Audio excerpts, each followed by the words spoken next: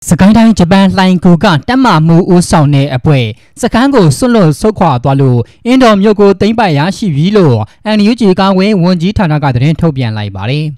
ีบีจังคนนี้เนี่ยญาติไปมามิวดาจินยูเอสุยากางเววันจีฐานะอเมริกสิทธิ์เดต้าเยอซีซีเนอินโดมีดิ้งไต้หวันกูชิลาจอจาเซนเวเกพิจารณาพิจารณาติ้งไปยาชีเกจินพิจารณาสุบารีอินโดมีดิ้งสิ่งนี้ก็ยาชีไต้หวันกูพิบีจันทร์สกังสีตามยาอันนี้เนี่ยสิกูไม่ยาชีเจมีเพียงกันนั่นเนี่ยยังการทักปูสองวันในมุมมือชีที่ใกล้เตะสมุมยาพิจารณาเจนจ่องตอนนี้จะพูดอะไรกันพี่อากูยาชีตั้งขนาดยังไม่ชิโร่เวลเขาเนี่ยน่าสงสารเชฟอยู่อย่างญี่ปุ่นไลน์กูก็แต่มามูอุสาวเนอพูดบีคนนี้เนี่ยญากูนายเชฟมาสกังกูส่วนลดสุขภาพที่ตัวเกจาริโลตีอาวารีอินโดมีก็จันทร์สกังสีแต่มาคนเสียคนเย่ชีดันฐานะโจเชฟอยู่อย่างมีพิบีแต่มามูกูได้กูเกเนจินพิจารณาตีอาวารีอินโดมีดิ้งไต้หวันกูมิวดาจินยูเอสุยากางเววันจีฐานะอเมริกสิทธิ์ตากูเกมูเนี่ยพิทุกางเวจำรอพีดีเอเด็บเวกตาขยันอเมริกเดียนอเมริกเดียนอเมริกอเมริกกตาขยันอัตุโลชาตะเควอเมริกอัตุโลชาเดียนเอสอาวันอเมริกเซอัตุโลชาเดียนเอสอาตันพิทุกางเวเด็บเวอินโดปากาปาพิทุกางเวเด็บเวบัมมอกปากาปากตาปากาปากตาขยันปากาปาอเมริกช่วยบุกยันกูเกยีพิวลิขยันอเมริกง่ายกูง่ายตัดเสียง่ายสนิพิวลิขยันอเมริกเดียนมีเจ้าหน้าจำรอ ABSD ดับเบิลแต่ยินสติแต่ยินสลีกชินลุเลยจำรอเกียร์แต่มหากูกาทุสิจังโมนิน KBD กลิขยันอเมริกเซแต่ยินร็อกเก็ตดับเบิลดรอนดับเบิลเนี่ยดู K2 SR1 อเมริก1440กูดรอนดับเบิลกัมลูขยันดรอนดับเบิลกตาขยันและเนี่ยจีดับเบิลมินจังขยันคอมมานโดดับเบิลเนี่ยด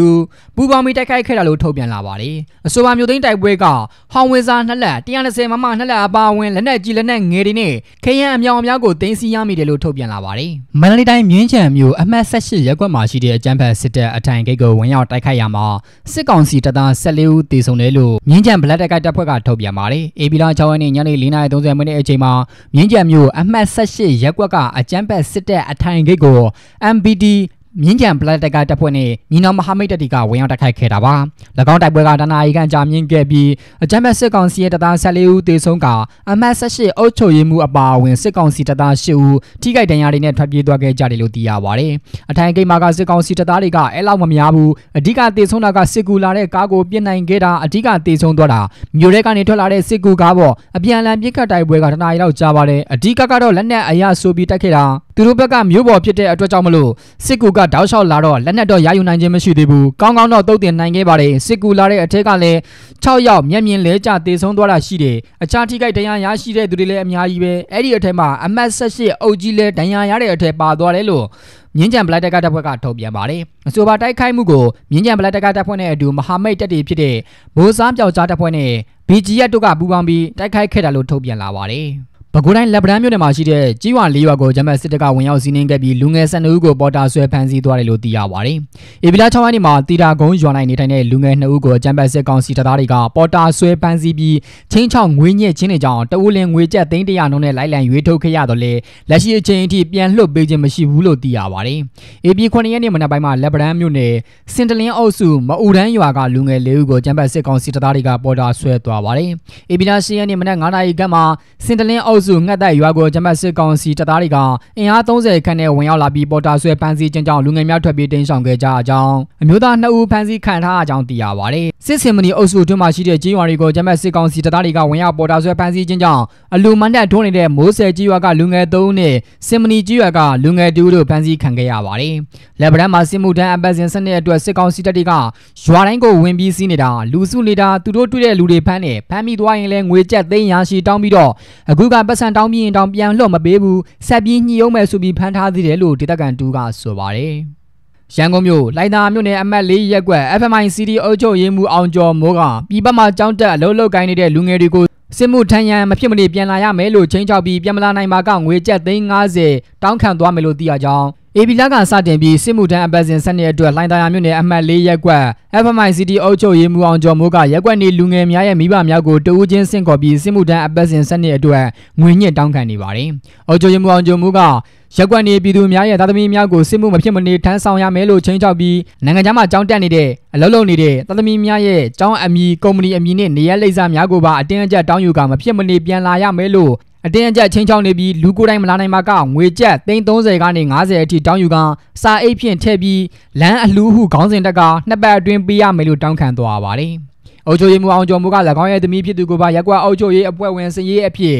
်ခန့်အပ်ထားခဲ့ပြီးမိသားစုစီးပွားရေးတပ်ဖွဲ့လုပ်ကိုင်နေခြင်းဖြစ်ပါတယ်။လှိုင်းသာယာအမှတ်၄ရက်ကွက် FMI အုပ်ချုပ်ရေးမှူးအောင်ကျော်မိုးကပြည်သူလူထုအပေါ်မှာအနိုင်ကျင့်မှုများလှုံ့ဆော်နေပြီးအခုစစ်မှုထမ်းအပတ်စဉ်12အတွက်ဆိုပြီးရက်ကွက်တဲကအိမ်တိုင်းစစ်ကိုရုံးခေါ်ပြီးချင်းချောင်းနေတာသူတို့တောင်းတဲ့ပတ်စံမပေးနိုင်ရင်ပြည်ပကနေပြန်လာပြီးတော့စစ်မှုထမ်းရမယ်လို့ဆိုကြောင်းဒေသခံပြည်သူတို့ကဆိုပါတယ်။အကြမ်းဖက်စစ်ကောင်စီကအေပီလာအတွင်းဖွင့်လှစ်မဲ့စစ်မှုထမ်းအပတ်စဉ်12အတွက်နိုင်ငံတော်မှာပေါ်တာဆွဲဖမ်းဆီးမှုများအတင်းအကျပ်ဆင့်ခေါ်မှုများကိုလှုံ့ဆော်နေပါတယ်။ AR တိုင်းအင်ကမှုနဲ့လေးမျက်နှာမြို့နယ်အတွင်းသို့ဒီကနေ့မနက်ပိုင်းစစ်ကောင်စီတပ်တွေကလေရင်များဖြင့်ဘုံကျဲတိုက်ခိုက်ခြင်းကြောင့်ဒေသခံပြည်သူများထွက်ပြေးတိမ်းရှောင်နေကြရတယ်လို့သိရပါတယ်။အေပီလာ9ရက်နေ့မနက်12နာရီအချိန်မှာတိုက်လေရင်တွေနဲ့ဘုံများ2ကြိမ်ကျဲချသွားကြောင်းအင်ကပူမြို့နယ်အတွင်းတောအုပ်များအတွင်းသို့ဘုံများကျဲချခြင်းဖြစ်ကြောင်းတိုက်ပွဲဖြစ်ပွားခြင်းမရှိဘဲအင်ကပူမြို့နယ်အတွင်းမှာစစ်ကောင်စီကလေကြောင်းနဲ့ဘုံကျဲနေတာဖြစ်ပါတယ်။တိုက်ပွဲဖြစ်တာမရှိပါဘူးလေရင်တွေလာပြီးတော့ခဏကြာတော့ဘုံကျဲချတဲ့နေပောက်ကွဲတဲ့နေဆက်တိုက်ကြားရတယ်လို့အင်ကပူမြို့နယ်စီးရဲသတင်းမြစ်ကဆိုပါတယ်။အင်ကပူမြို့နယ်အတွင်းမှာယခုရက်များအတွင်း AA ဦးဆောင်တဲ့တော်လိုင်းတပ်တွေနဲ့အတူစစ်တပ်တို့ရဲ့ဂျာထိတွေ့တဲ့ပွဲတွေဖြစ်ပွားခဲ့ပြီးစစ်တပ်ရဲ့လုံခြုံရေးကင်းစခန်းများကိုလည်းဆက်တိုက်တိုက်ခိုက်ခြင်းတွေကြောင့်စစ်ကောင်စီတပ်တွေတွက်ပြေးတိမ်းရှောင်နေကြရပါတယ်။ဒီကနေ့မနက်12နာရီဝန်းကျင်အချိန်လောက်ကအေရတိုင်းလေးမနာမြို့နယ်ဝါတော်ကြီးရွာအတွင်းသို့စစ်ကောင်စီတပ်ကစစ်တပ်လေးထီးများဖြင့်2ကြိမ်လေကြောင်းတိုက်ခိုက်မှုလှုံ့ဆော်ခဲ့ပါတယ်။လေကြောင်းတိုက်ခိုက်မှုများမှာလေးမျက်နှာမြို့နယ်ဝါတော်ကွင်းအနောက်ဘက်ကျိုးမြောင်များအကြားနဲ့အခြားနေရာများသို့ကြောက်ရွံ့ပောက်ကွဲမှုတွေရှိတယ်လို့သိရပါတယ်။အကြမ်းဖက်စစ်ကောင်စီကအပြစ်ရဲ့ကြီးညာပြီးလေကြောင်းတိုက်ခိုက်မှုများလှုံ့ဆော်နေတော့လဲနေ့စဉ်သတင်းထုတ်ပြန်ရမှာတော့စစ်တပ်ဘက်ကသာအပြစ်ရဲ့ကြီးညာထားပြီးတိုင်းသားလက်နက်ကိုင်များကတစ်ဖက်သက်ပြစ်ခတ်မှုတွေလှုံ့ဆော်နေတယ်လို့စစ်ကောင်စီရဲ့ပြောခွင့်ရဇော်မင်းထွန်းကစတိုက်ပြောဆိုနေပါတယ်။အေပီလန်9ရက်နေ့ကလည်း KNA, TNLA, AA, KNDF, KNPB နဲ့ PDF တွေကစစ်ကောင်စီရဲ့အပြစ်ရဲ့ကြီးညာချက်ကိုချိုးဖောက်ကစခန်းအနေနဲ့စစ်ကြောင်းများကိုတိုက်ခိုက်နေတယ်လို့ဇော်မင်းထွန်းကဆိုပါတယ်။တောင်ခမ်းမှာရှိတဲ့လုံခြုံရေးစခန်းကိုအေပီလန်9ရက်နေ့မနက်10:45ကနေညနေ3:00ခွဲအထိ TNLA ကဒရုန်းနဲ့ရောဒရော့ဘုံများနဲ့ပြတိုက်ခိုက်တယ်လို့ဆိုပါတယ်။ KNPB, KNDF အဖွဲ့တွေနဲ့လွိုင်ကော်နဲ့ဘောလခဲမှာစနိုက်ပါနဲ့လာပစ်ထားလုံခြုံရေးစခန်းတွေကိုဒရော့ဘုံချတာတိုက်ခိုက်တာတွေလုပ်ခဲ့ပါတယ်။ AA အနေနဲ့ကြောက်ပြူအရှိတောင်ဘက်မှာရှိတဲ့တက်လုံခြုံရေးနေရာများကိုမနေ့ညနေ3:00နာရီနဲ့9:00နာရီကြားမှာလာရောက်တိုက်ခိုက်မှုတွေလုပ်တယ် PDF တပ်ဖွဲ့များအနေနဲ့ကလည်းကလေးဝမြို့နယ်ငစိန်နယ်မြေရဲစခန်းကိုမနေ့ကနေ့နယ်12:00နာရီကနေ12:00ခွဲအထိဒရော့ဘုံတွေချပြီးတိုက်ခိုက်ခဲ့တယ် KIA အနေနဲ့ကတော့အင်တော်မြို့မှာလုံခြုံရေးယူနစ်တဲ့တပ်ရင်းတပ်ဖွဲ့တွေကိုလာရောက်တိုက်ခိုက်တာတွေ့ရပါတယ် PDF များအနေနဲ့ပခုတ်ကူမြို့အောင်သာကြီးရွာမှာလုံခြုံရေးယူနစ်တဲ့တပ်နဲ့ရဲတပ်ဖွဲ့တွေကိုဒရုန်း2စီးနဲ့မနေ့ကမနက်10:00နာရီလောက်မှာလာပြီးတော့တိုက်ခိုက်သွားတာတွေ့ရတယ်လို့ဇော်မင်းထွန်းကပြောဆိုသွားခြင်းဖြစ်ပါတယ်။ဂျမတ်စစ်ကောင်စီကအေပီလာ2ရက်နေ့ကနေအေပီ22ရက်နေ့အထိငလင်ဘေးတင်ဒေသများကယ်ဆယ်ရေးနဲ့ပြန်လည်ထူထောင်ရေးအတွက်ယာယီအပြည့်အခက်ရက်ဆိုင်ထားမှာဖြစ်ကြောင်းကြေညာခဲ့တော်လဲလက်တွေ့မှာတော့စစ်ကြောင်းထိုးခြင်းလေကြောင်းတိုက်ခိုက်ခြင်းများကိုစစ်တပ်ဘက်ကလှုံ့ဆော်နေတယ်လို့ NUG အပါဝင်တော်လိုင်းတပ်တွေကလည်းထုတ်ပြန်ထားပါတယ်။ပဲခူးတိုင်းသားယာဝတီခရိုင်အုပ်ဖို့မြို့မှာလူငယ်များကိုစစ်မှုထမ်းခိုင်းဖို့အတွက်ပေါ်တာဆွဲဖမ်းဆီးရမှာပါဝင်နေတဲ့ယာအိမ်မှုပြူစောတိခေါင်းဆောင်ဖိုးပြူပြစ်ခတ်ခံရပြီးတည်ဆုံခဲ့ပါတယ်။အေပီလာ10ရက်နေ့မွန်လွယ်24မိနစ်အချိန်အုပ်ဖို့မြို့နယ်တရနှပြားလိန်အုပ်စုပေါင်းတီစုကျေးရွာနေပြူစောတိခေါင်းဆောင်ယာအိမ်မှုဖိုးပြူဟာခမာရ6တိမ်မြုပ်တက်မှဆိုင်ကနေတဦးတည်းပြန်လာစဉ်မှာပေါင်းတီစုကျေးရွာအနီးလမ်းမပေါ်အရောက်တာယာဝတီခရိုင်တရင်3800တက်ခွဲလေးမြေရောက်ကြတပ်ဖွဲ့ကရဲဘော်များကပြစ်ခတ်ရှင်းလင်းခဲ့ရမှာကြီးတစ်ချက်ထိမှန်ပြီးတေဆုံးခဲ့တယ်လို့သိရပါတယ်။တေဆုံးသွားတဲ့ပြူစောတိကောင်ဆောင်ဖိုးဖြူထံကလက်ပစ်ပုံတစ်လုံးဆိုင်ကယ်တစ်စီးစစ်ကောင်စီတပ်သားများနဲ့ဆက်သွယ်ပြောဆိုထားတဲ့မိုဘိုင်းဖုန်းနှလုံးနဲ့ငွေသား6000ကျော်တို့ကိုသိမ်းဆည်းရမိခဲ့ပါတယ်။မြေအောက်ပြောက်ကြားတပ်ဖွဲ့အနေနဲ့ပြည်သူများနဲ့တော်လှန်ရေးတပ်ဖွဲ့များကိုဒုက္ခပေးနေတဲ့စစ်ကောင်စီနဲ့စစ်ကောင်စီတောက်တိုင်များကိုအချိန်မြင့်တိုက်ခိုက်သွားမှာဖြစ်လို့ပြည်သူများအနေနဲ့၎င်းတို့နဲ့အနီးဝန်းကျင်မှာတော်လှန်နေထိုင်ခြင်းမပြုကြဖို့အတွက်ထုတ်ပြန်သတိပေးထားပါတယ်။